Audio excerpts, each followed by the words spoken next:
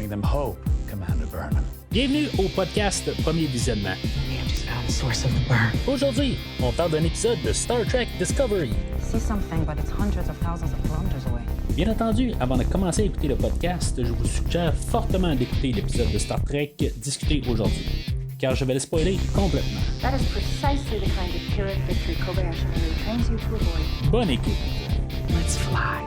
Alors, bienvenue sur le USS Discovery. Cette semaine, on parle de l'avant-dernière de la 5e saison, de la saison ultime de toute la série.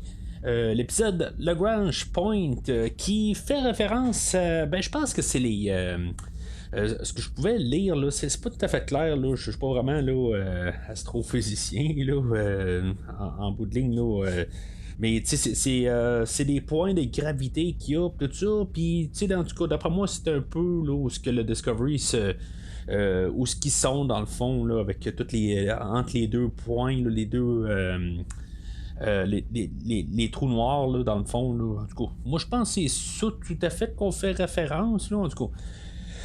L'épisode aujourd'hui est réalisé par Jonathan Frakes, que je crois qu'il va terminer ça pour la saison ou la série là. Il va avoir été là quand même assez souvent là, au courant là, de toute la série, puis je pense qu'il n'y a pas vraiment un épisode là, qui nous a laissé tomber en tant que tel. Là. À chaque épisode qui est là, il réussit toujours à rehausser le produit.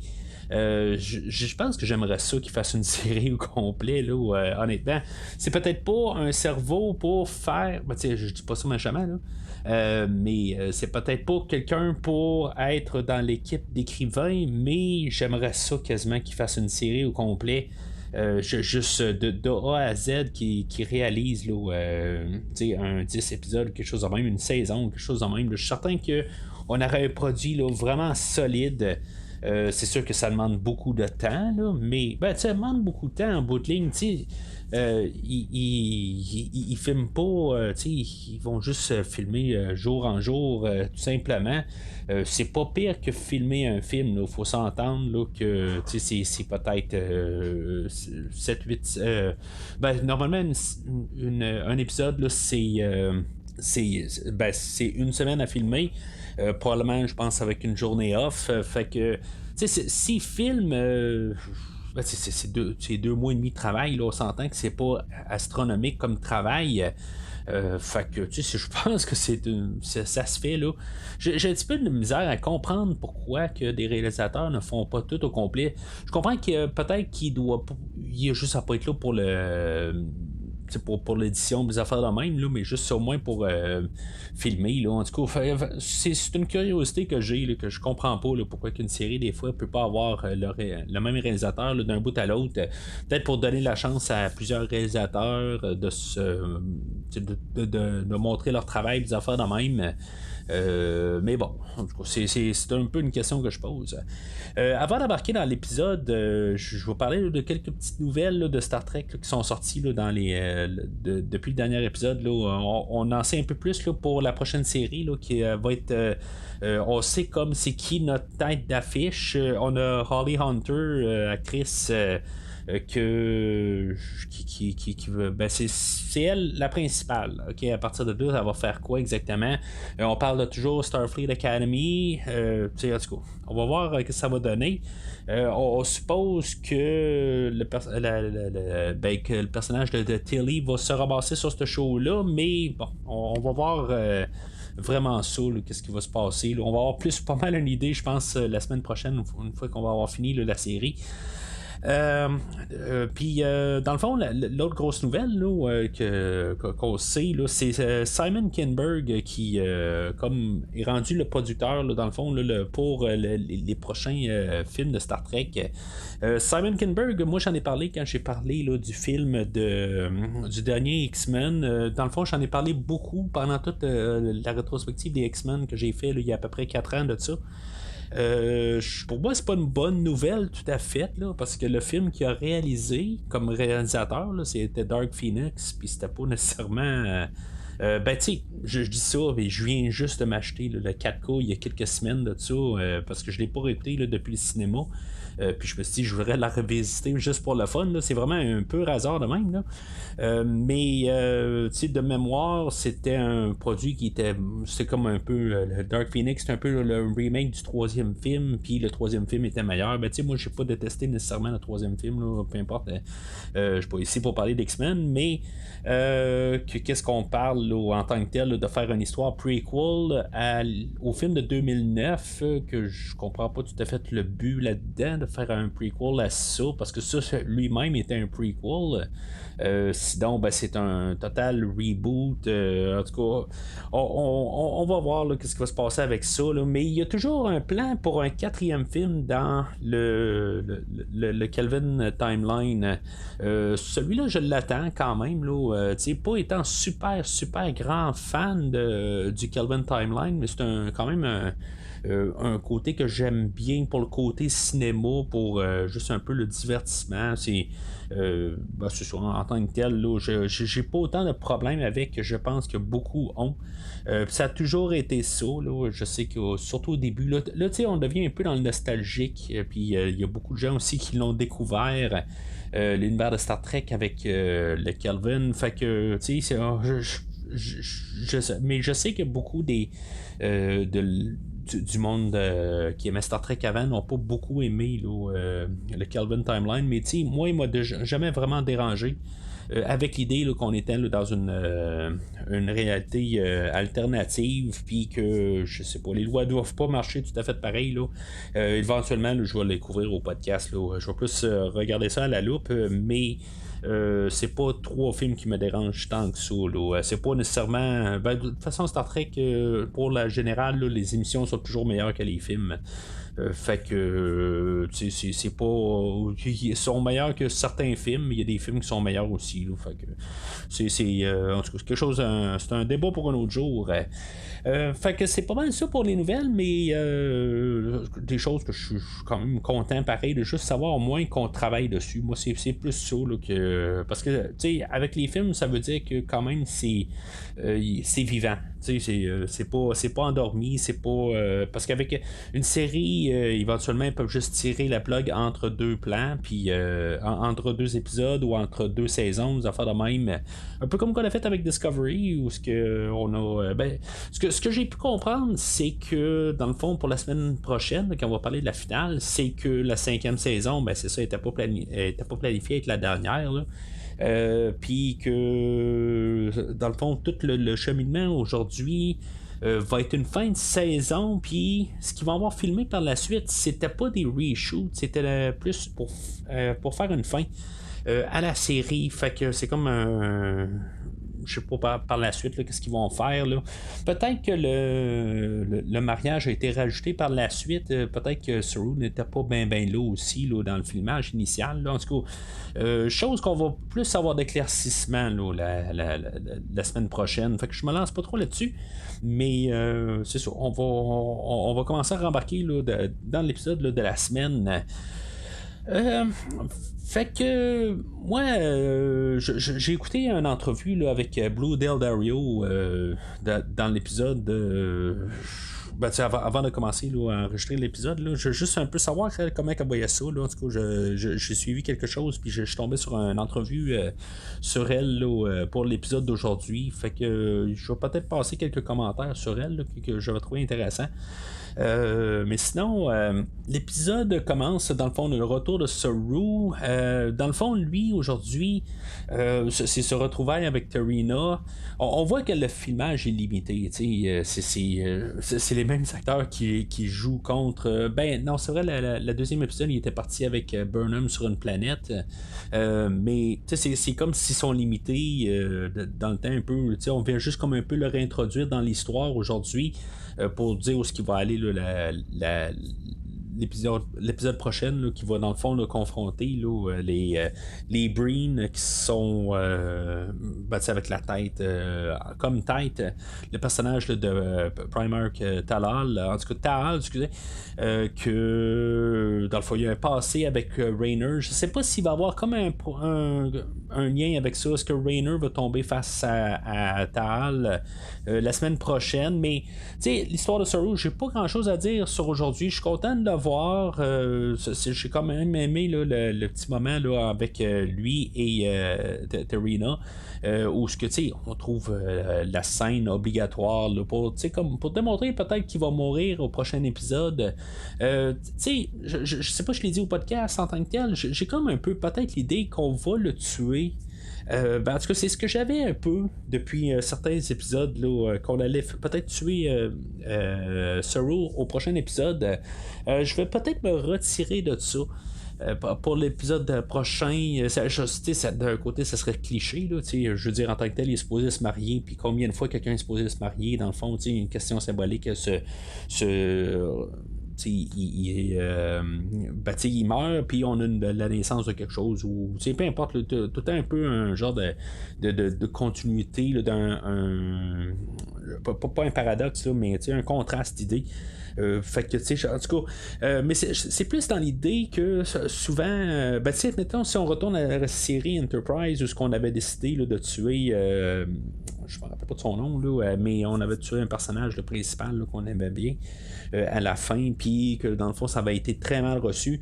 Fait que je me dis, je pense que c'est pas une bonne idée tout à fait de tuer Saru à la toute fin, là, à moins que ça vale vraiment quelque chose, mais même là, si on pense à la fin d'Enterprise, si on pense à Nemesis, où ce qu'on a tué Data, je pense pas qu'on va refaire ça dans un univers de Star Trek. Puis, je pense que quand on a fini Picard, je me demandais s'il allait mourir. Puis, c'est tout le temps ça un peu que je me pose. Puis, à force de mijoter ça, je me suis dit, ça n'a peut-être pas de sens de tuer un personnage. Puis surtout, sachant qu'on a un épisode qui va être une série plutôt qui s'en vient, qui va être un spin-off de la série aujourd'hui. Fait que ce qu'on va faire quelque chose avec Saru pour les prochaines saisons, pour les saisons là, de Starfleet Academy, je serais pas surpris de voir Saru apparaître à Starfleet Academy, vu dans le fond son statut dans Starfleet maintenant. Puisqu'il peut se pointer là, sur la base en tout cas, je sais pas exactement ce qu'on va faire là, avec Starfleet Academy. On va être comme un peu comme sur Deep Space Nine, on va être planté à quelque part, ou on va avoir plusieurs bases. C'est pas très clair. En tout cas, on va en avoir plus de détails. Puis je serais pas surpris dans les prochaines semaines, une fois on va laisser passer peut-être un petit peu là, quelques semaines la fin de Discovery, pour laisser comme juste mousser ça un peu. Puis je pense d'ici un mois et demi, je serais pas surpris là, ou peut-être même avant là, peut-être dans 2 semaines là, qu'on va avoir pas mal de détails là, sur Starfleet Academy là, parce que on a déjà embauché le premier acteur, puis je pense qu'ils vont filmer déjà en juillet à août là, fait que les nouvelles vont arriver assez vite là, pour qui sont comme personnages là, fait que c'est pas mal ça de toute façon pour le personnage de Saru là, pour cette histoire-là. Qu'est-ce qu'on va faire là? On va savoir plus pour la semaine prochaine, là, mais là on l'a plus établi là, pour son retour, puis dans le fond son plan là, de qu'est-ce qu'on va faire avec. Pour le reste de l'épisode, c'est un épisode qui est assez linéaire, pas mal une histoire qui accapare tout l'épisode aujourd'hui. C'est pas mal un travail d'équipe. Tout le monde a un peu pas mal tout à faire là. C'est sûr que dans la saison, je trouve que Stamets a fait une coupe d'affaires là. C'est lui qu'on a mis un peu en charge là, comme pour la fameuse clé, du coup, pour se ramasser là, je pense la semaine passée. Mais honnêtement, je trouve qu'on fait pas grand chose avec lui là. Puis même Culber, lui il a plus un côté là, d'éveil ou quelque chose de même là, depuis que quelqu'un qui a pris son corps, tout ça. Est-ce qu'il va y avoir une suite à ça? Peut-être bien, peut-être pas là, la semaine prochaine là. En tout cas, on n'en parle plus mais bien. Mais En tout cas, je trouve que Colbert, on l'a vu beaucoup dans la saison. Stamets, c'est souvent relégué à faire tout le temps un peu du calcul, des affaires de même. Puis c'est pas mal ça. Je trouve que c'est peut-être le personnage qui a été vraiment oublié là, cette saison-ci en tant que personnage. Mais c'est ça. On a Maul qui est toujours là, sur le vaisseau Breen, que elle est devenue là, elle a pris le total contrôle en bout de ligne. C'est la femme du Scion, fait que c'est elle qui domine tout. C'est un peu étrange. On connaît pas tout à fait. Honnêtement, je dis on connaît pas tout à fait. Je me rappelle pas assez là, des Breen, de Deep Space Nine pour savoir leur culture. Puis en même temps, peu importe ce qui s'est passé dans Deep Space Nine, on est rendu, je sais pas, 700 ans après Deep Space Nine ou 800 ans. On était 900 ans, 930 années après après Kirk. Fait que là, on est, je pense, 850 années là, après Deep Space Nine. Fait que la culture elle peut avoir changé. Il faut pas oublier ça, c'est très important. Des fois qu'on se dit que les Breen ne font pas ci, puis les affaires de même, les Vulcains ils ont changé totalement aussi. Il n'y a plus de Vulcains là, maintenant. Là, c'est des. Juste parce que là, je sais de parler vite que je ne l'ai pas. Que je le note pas, là, mais vous savez ce que je veux dire, c'est comme probablement les Klingons et tout ça, tout a probablement changé en 850 années, là, depuis qu'on les a vus là, le plus récent, là, dans le fond, dans l'ère là, de Picard et Next Generation. Fait que elle, c'est ça. Elle, je vois toujours pas la menace. Honnêtement, là, je comprends toujours pas. Elle met ça clair aussi que même quand elle découvre que le Discovery est là, elle est prête à se défendre. Elle est prête à, je veux dire, monter sa garde, mais elle n'est pas d'offense. Fait que je trouve que c'est peut-être une vilaine qui est pas très très menaçante d'un côté. Je suis certain que ça se voit. Que ben ça j'en ai parlé l'épisode de la semaine passée là, ça se voit là, que dans le fond on va pouvoir négocier avec elle. Fait que, en tout cas, c'est pas mal ça pour elle. Éventuellement, ben, elle va se ramasser là, dans le portail, puis on va savoir tout exactement comment ça va se dérouler là, aujourd'hui. Là. Mais c'est sûr que le gros là, de l'épisode là, va se passer. Là. Ben, on va avoir un peu là, le Discovery qui va se ramasser. Là, comme j'ai dit, là, ce que je pense qui est le Lagrange Point. Là. Je suis un petit peu tanné. Là. Je me sens que Discovery, on est toujours en train d'arriver dans un champ gravitationnel, puis qu'après ça, on doit sortir de là. Je parlais de Star Trek 2009 tantôt, puis c'est pas mal ça qui se passe à la toute fin du film, là, où les autres doivent sortir justement là, d'un genre de trou noir, puis pour pas être aspiré en dedans. C'est ce genre d'affaires clichés où quand tu regardes juste les acteurs, ils sont comme en train de forcer sur sur leur instrument pour essayer de se tenir, pour montrer là, qu'il y a de la grosse action en bout de ligne. Là. Peut-être que c'est justement Jonathan Frakes qui est là, qui sont habitués avec toujours en train de secouer les affaires dans même là, fait que mais c'est ça, fait que eux autres, ils réussissent à réparer le Discovery. On savait qu'il était à 22 années-lumière, si je me rappelle bien, là, la semaine passée. Puis je comprends toujours pas. En tout cas, je me répète un peu sur la semaine passée, là, où pourquoi est-ce que. C'est quoi la différence entre le Warp Drive puis le Spore Drive rendu là, où on va quasiment à la même vitesse? Le Breen peut se promener tellement vite de toute façon. Je comprends que peut-être qu'ils sont vraiment dans un espace très restreint, là, qui n'ont pas à bouger beaucoup, là, mais je trouve juste ça un petit peu.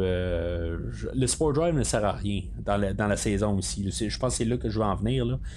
En parlant de Spore Drive ou de voyage rapide, une chose que je veux parler, là, je n'ai peut-être parlé là, en début de saison 3, je ne suis pas sûr. Là, je me rappelle pas de tous les épisodes de ce que je dis. Là, des fois, je me répète un peu, je suis désolé.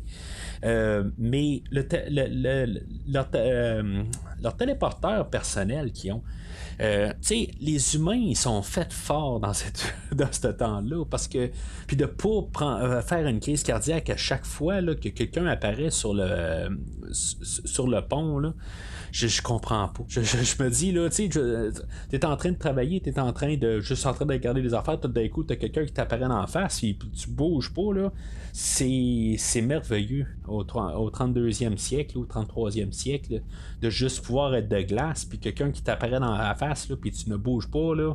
J'aimerais ça avoir ce niveau de calme-là dans la vie, là. En tout cas, peut-être qu'ils prennent des pilules chaque matin justement là, pour juste se détendre. Là. Ou c'est tout simplement ce que Tilly elle va parler là, avec Rainer, parce que je veux dire, c'est plus Rainer qui est debout tout le temps sur le pont qui va les énerver. Mais c'est du monde qui apparaissent de partout, là, n'importe quand, sans annoncer, des affaires de même, ben, ça les stresse pas. Rainer, dans le fond, il va prendre le contrôle du Discovery. Lui, il va essayer là, de faire une distraction là, avec le Discovery là, pendant que, dans le fond, on va avoir 4 personnes à bord là, pour essayer là, de récupérer, là, je vais appeler ça la Katniss technologique là, des progéniteurs. Là. C'est vraiment juste comme un gros tonneau, là, quelque chose de même. Là. En tout cas, il y a un crate. En tout cas, je sais pas comment dire ça, là, mais je vais appeler ça la Katniss techno des progéniteurs, comme j'ai dit. Puis c'est ça en bout de ligne. Fait que le Discovery, ils ont 6 heures pour se réparer, comme qu'on avait su dans le dernier épisode. Après ça, ils se téléportent juste à côté, mais ils sont pas assez rapides. Le Breen est assez rapide, encore plus rapide, puis les autres vont prendre tout de suite la fameuse Canis. Fait que le plan là, de Burnham et son équipe, là, c'est de monter à bord et d'aller chercher là, la fameuse Canis. Ils vont monter à 2 équipes. Dans le fond, on va avoir Burnham et Book, bien sûr. On pouvait pas avoir quelqu'un d'autre que Book. Et Adira et Rice Christopher qui vont eux autres ils vont se travailler là, sur arrêter là, le bouclier, pendant que Burnham et Book vont essayer là, de mettre un tracker sur la fameuse Canis et pour pouvoir la téléporter à bord du Discovery.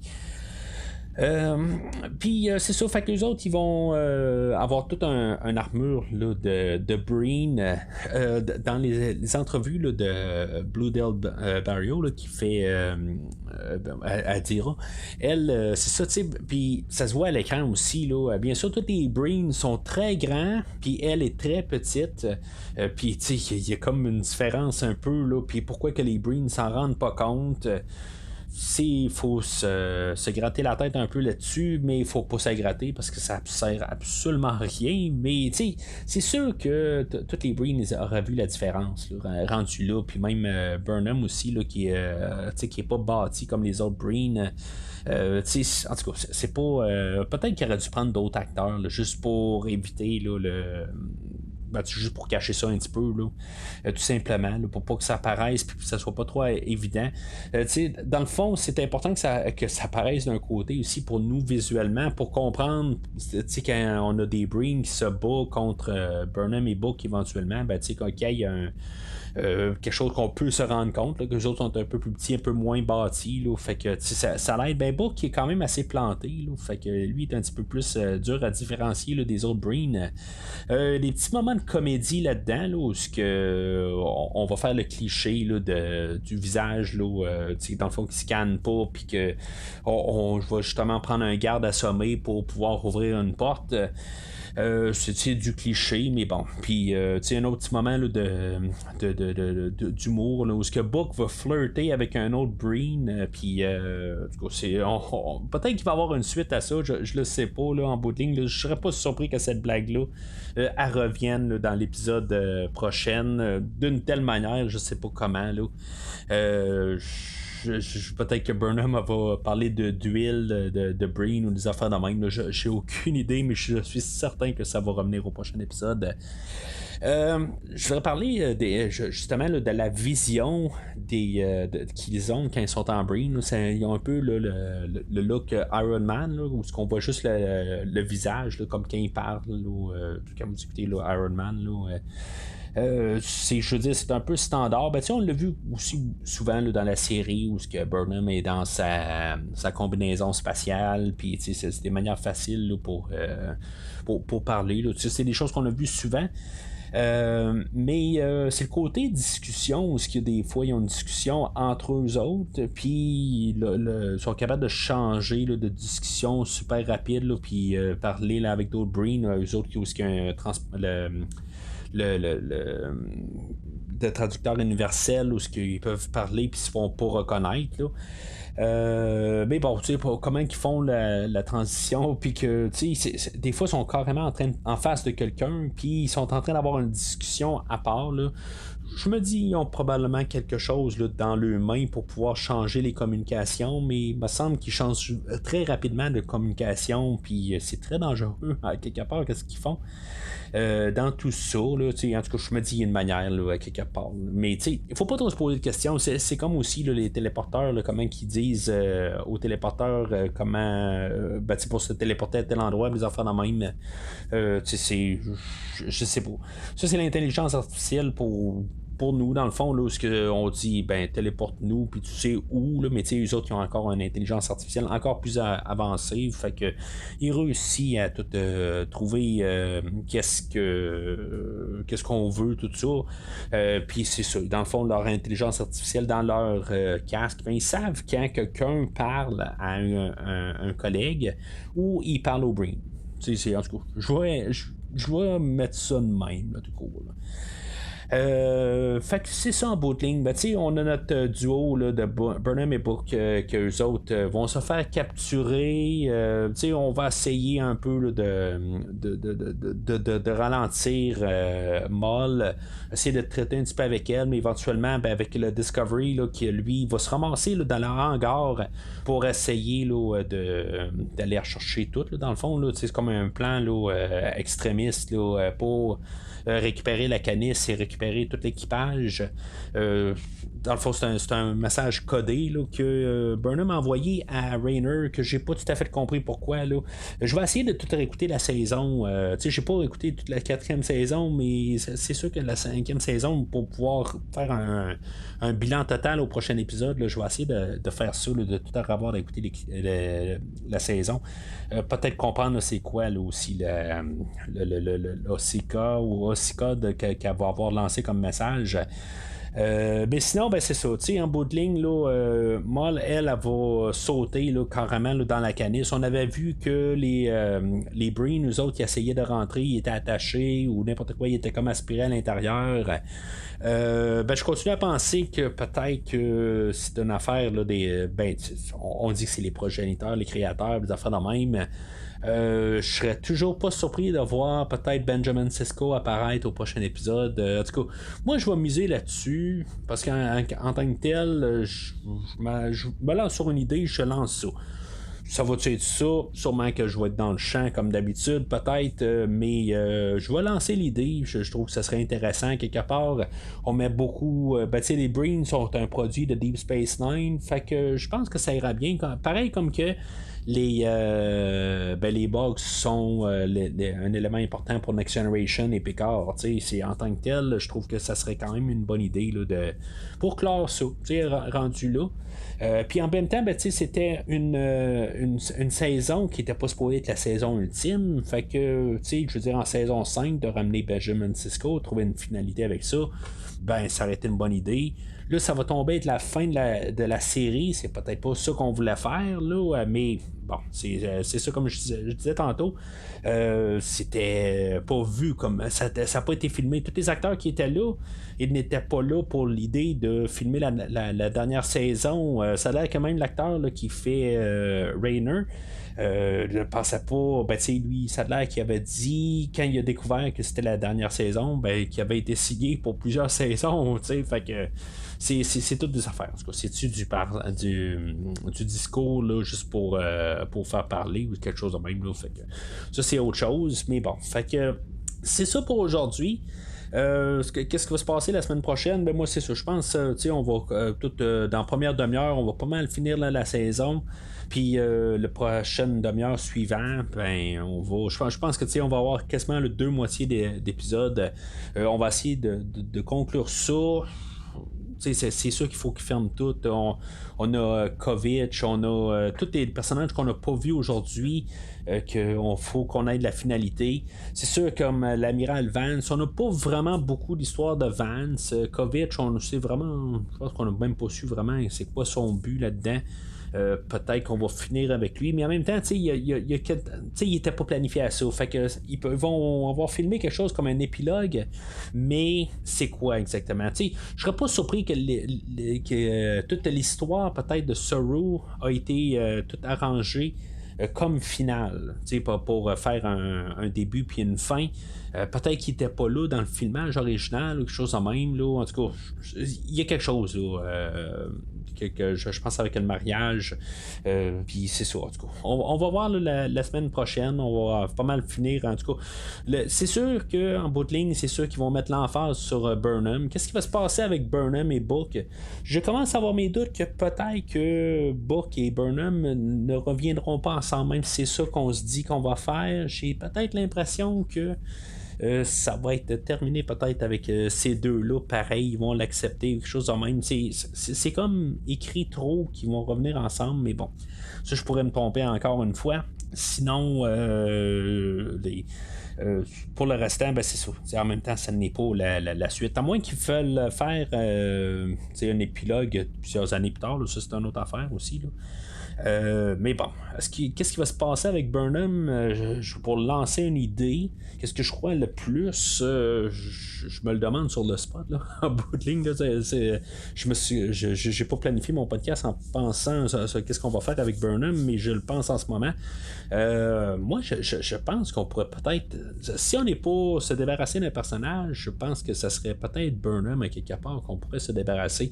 Je pense pas qu'on va le faire, mais je me dis c'est une possibilité que, en tant que tel, qu'elle fasse le sacrifice ultime pour tout. On verra bien. Ou qu'à quelque part ça va devenir une déesse à quelque part. Ça, c'est le côté B de les choses, qu'elle va se rejoindre à Cisco, quelque chose de même, là, avec les fondateurs, des affaires de même. Là, il va peut-être avoir une suite là-dedans, je sais pas exactement. Là, je lance Benjamin Cisco, mais je me rappelle pas exactement de la fin là, de Deep Space Nine. Puis c'est juste que moi je vois juste un lien avec le Breen DS9. Fait que on verra bien. Mais je suis certain en tout cas, la manière que Frakes nous a préparé ça, je suis vraiment là, je pense que j'ai jamais attendu un épisode de Discovery aussi autant que ça. J'ai vraiment hâte de voir là, la finale là, la semaine prochaine. J'espère que ce sera pas un trop petit épisode. Honnêtement, je suis prêt à prendre un épisode d'1 heure et demie là, sans problème. Mais c'est ça qu'on va voir là, la semaine prochaine. Fait que c'est tout pour aujourd'hui. N'hésitez pas à laisser vos commentaires sur l'épisode d'aujourd'hui. Laissez vos pensées sur qu'est-ce qu'on va faire avec des personnages. Dans le fond, y a quelqu'un qui va mourir? Des affaires de même, n'hésitez pas à les laisser là, sur les réseaux sociaux, Facebook, Twitter et Instagram. Mais sinon, d'ici le prochain épisode, longue vie et prospérité. So many worlds have been struggling since the burn. Merci d'avoir écouté cet épisode de Premier Visionnement. J'espère que vous vous êtes bien amusés. Cannot have all the lives one desires. Je vous donne rendez-vous la semaine prochaine pour la couverture d'un autre film. The transporter arrays and responders. Si vous voulez entre-temps regarder le catalogue complet du podcast et télécharger des épisodes passés, rendez-vous sur premiervisionnement.com. The impact caused a power surge. Vous pouvez aussi suivre le podcast sur plusieurs plateformes, dont Apple Podcast, Spotify, Podbean, Google Podcast, Amazon Music et YouTube. N'hésitez pas à donner une critique de 5 étoiles sur la plateforme de votre choix. And I'm not getting dilithium signatures from any of them. They're out of juice. Vous pouvez également suivre Premier Visionnement sur Facebook et Twitter pour rester informé de nouveaux épisodes. My ship was hit by something. Premier Visionnement a besoin de votre aide pour grandir. Vous pouvez partager le podcast avec vos amis qui s'intéressent au cinéma de tout genre. Do you know there are people out there that don't have to put up with space-time shenanigans? En espérant vous voir au prochain épisode. I don't think I'm out of line in pointing out that my experiences have prepared me for any kind of captain. Yeah, well, you saved us. You led your crew to the future. You deciphered the burn. Yes, I did. Your acts of bravery are irrefutable.